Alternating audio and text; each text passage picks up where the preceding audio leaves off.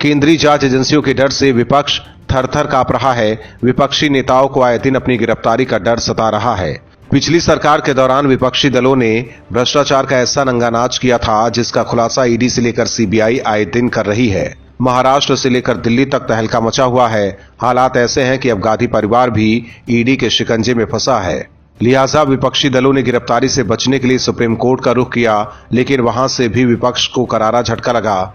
Court ने साफ कहा है कि ईडी को गिरफ्तार करने का भी अधिकार है और समन भेजने का भी अधिकार है। इसके साथ ही पीएमएलए कानून के खिलाफ दायर याचिका को भी सुप्रीम कोर्ट ने रद्द कर दिया।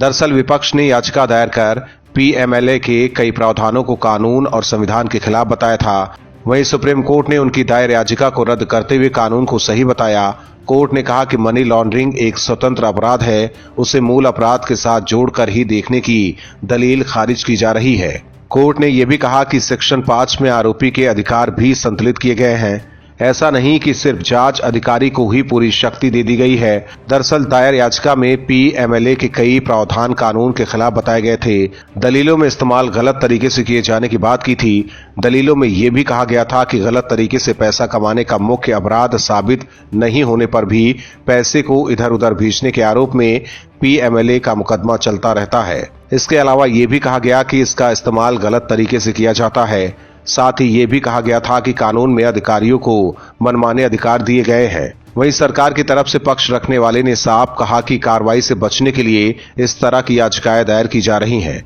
सरकार की तरफ से ये भी कहा गया कि इसी कानून की वजह से विजय माल्या, नीरव मोदी और मेहुल चौकसी जैसे लोगों से अब तक 18,000 करोड़ रुपए वसूले गए हैं। बता दें कि हाल के दिनों में ईडी समेत सीबीआई की कार्रवाई का विपक्षी दल लगातार विरोध कर रहे हैं। हालांकि सुप्रीम कोर्ट ने याचिका रद्द कर विपक्षी दलों को करारा झटका दिया है। और भी वीडियोस देखने के लिए चैनल को सब्सक्राइब करें और बेल आइकन को दबाएं।